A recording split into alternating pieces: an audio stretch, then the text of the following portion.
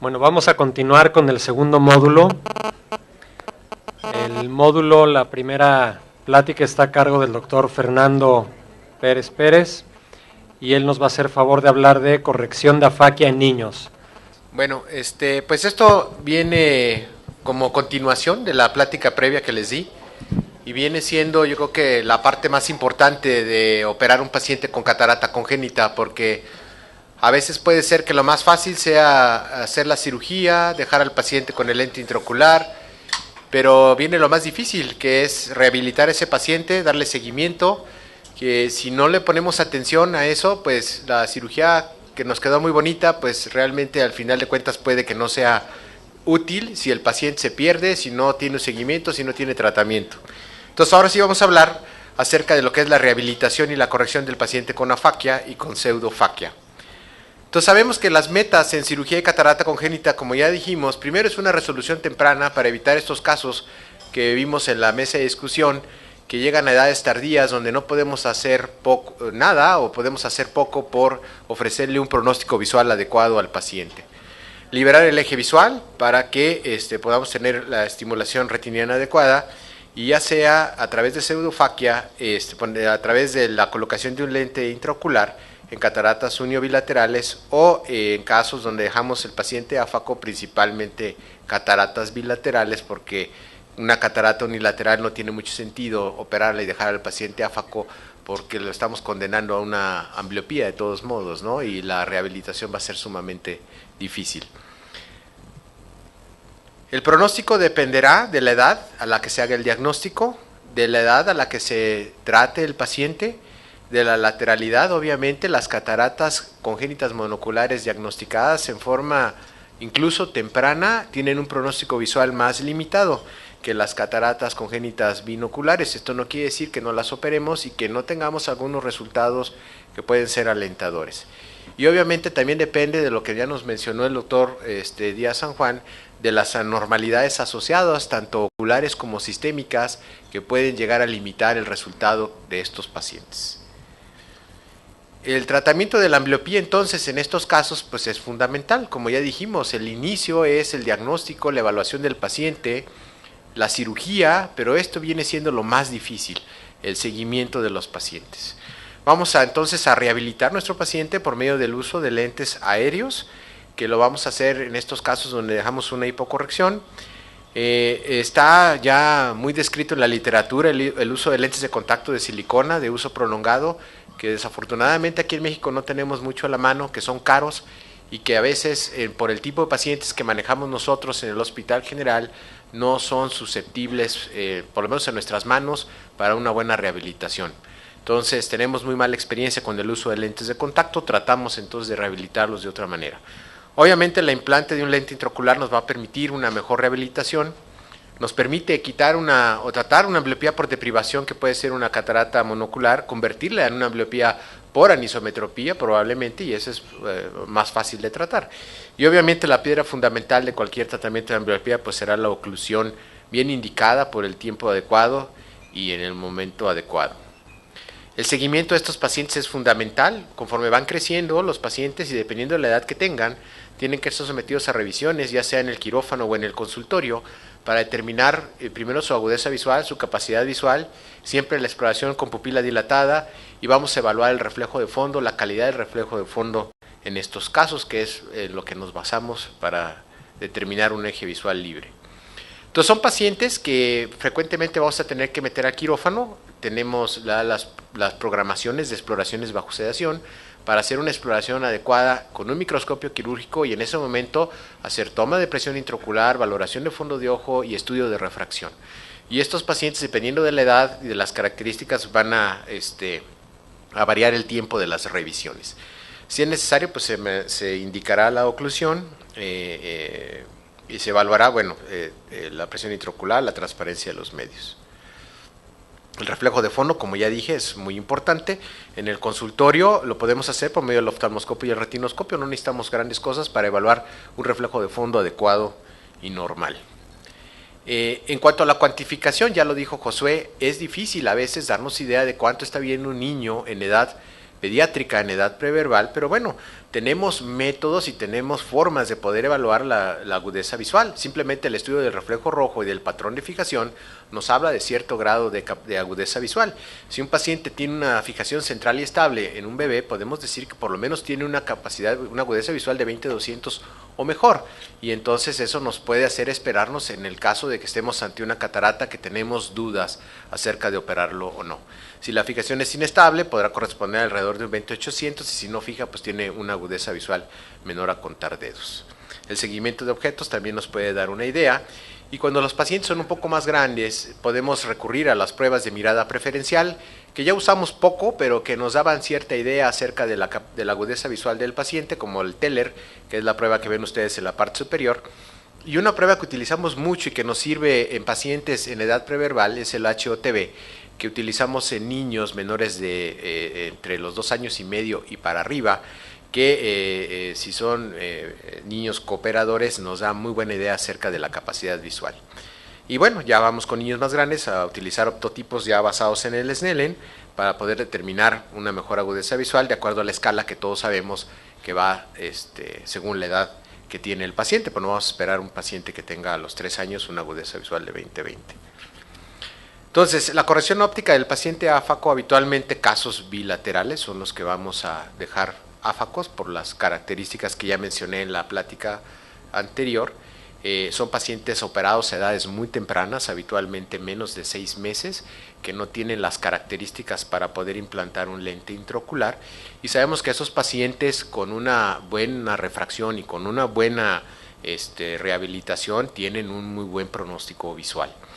Estos casos tienen un intervalo de cirugía corto entre un ojo y otro para tener una menor ambliopía por deprivación por competencia entre un ojo y otro, y en nuestra experiencia la corrección con lentes aéreos nos ha funcionado muy bien.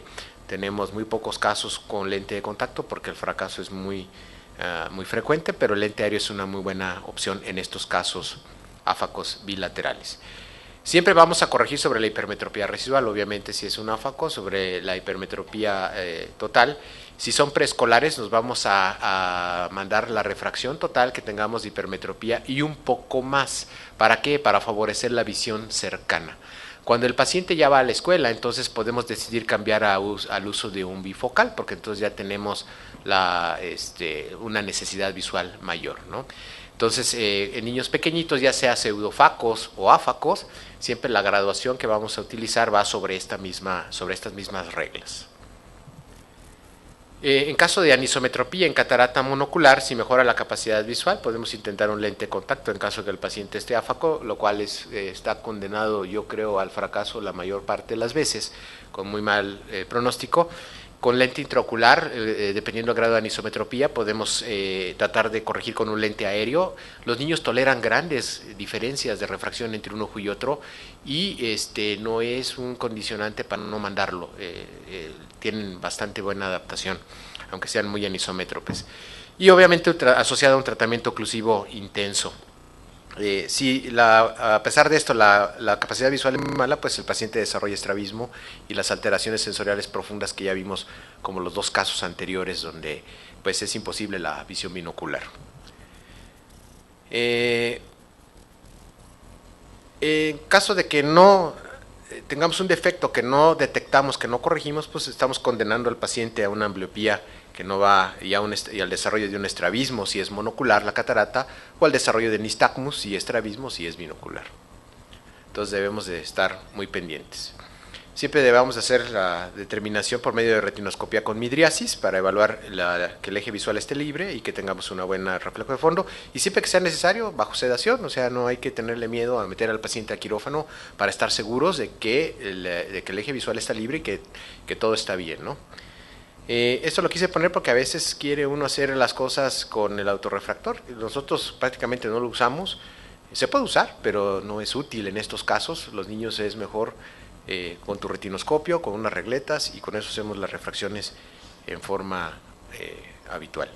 Si el niño ya es cooperador, podemos recurrir al examen ya después para ver qué lente le vamos a mandar al subjetivo, y siempre le vamos poniendo los lentes, lo ponemos a leer y vemos con qué graduación ve mejor, porque un niño no lo puedes preguntar, a ver, ¿con cuál es mejor? ¿Con este o con este? Con este, porque a las 3 ya se cansó y ya no te hace caso.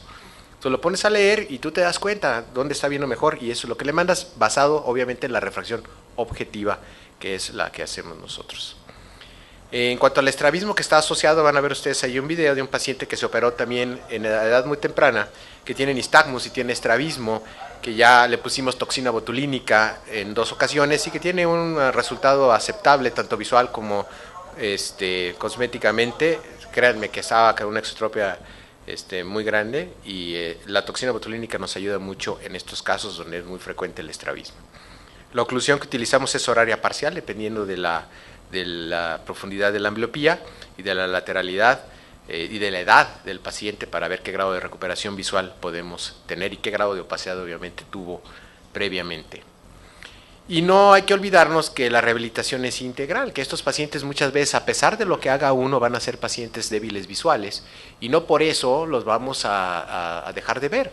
Hay que saber canalizar a estos pacientes para que los pueda tratar un especialista en visión baja, les pueda prescribir el uso de ayudas ópticas y maximizar la capacidad visual que tenga este paciente, ¿no? Hay pacientes que tenemos 20-200, 20-100, que van a la escuela y que tienen su graduación y que tienen un desarrollo normal, teniendo ciertas consideraciones especiales con ellos, ¿no?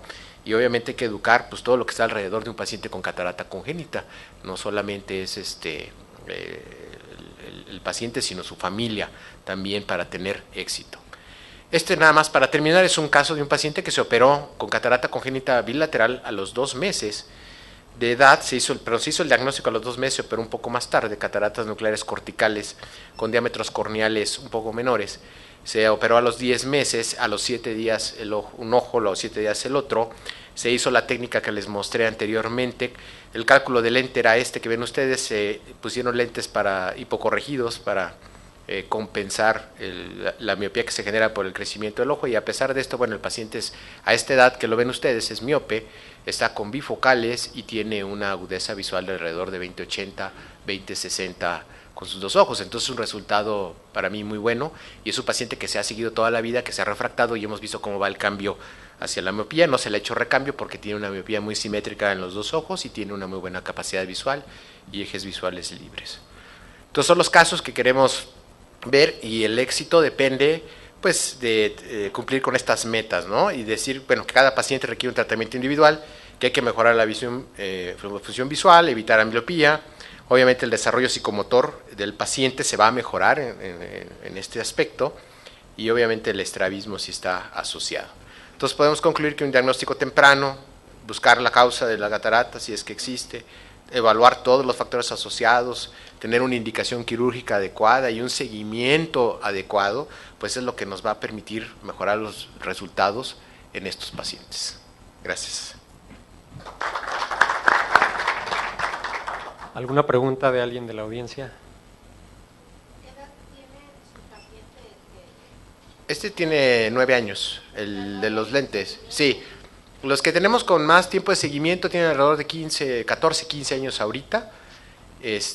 Los congénitos bilaterales áfacos les ha ido realmente bastante bien, y este es de los que tiene más largo seguimiento con lente intraocular implantado a esta edad, con un resultado bastante aceptable. Obviamente hay pacientes que no están tan bien, ¿verdad? Pues se operaron a edades más tardías o con cataratas monoculares. ¿Alguna otra pregunta? Fer, nada más comentabas en la plática, bueno, de una de las alternativas de tratamiento es la oclusión. Decías que, bueno, mucho depende también el tipo de catarata, etcétera, y la edad, pero ¿hasta qué edad sugieres que se intente tratamiento con oclusión? Habitualmente son para pacientes menores de 4 años, en cataratas congénitas, ya sea monoculares, siempre llevan tratamiento de oclusión. La oclusión nunca es total, dependiendo de la edad del paciente debes de ser más cauto en cuanto al tiempo que ocluyes. Habitualmente son 3 o 4 horas diarias, hasta un máximo de 6 en casos de ambliopía muy profunda. En adelante es muy difícil que te responda un paciente a una terapia oclusiva, ¿no? Ya a veces ni el intento le hacemos porque no van a responder. Y justo por eso te pregunto, porque no es raro encontrar pacientes que... Sí, de 20 años Exacto, que se están ocluyendo, pues sí, jamás van a mejorar, ¿verdad? Sí. Bueno, pues muchas gracias. Gracias.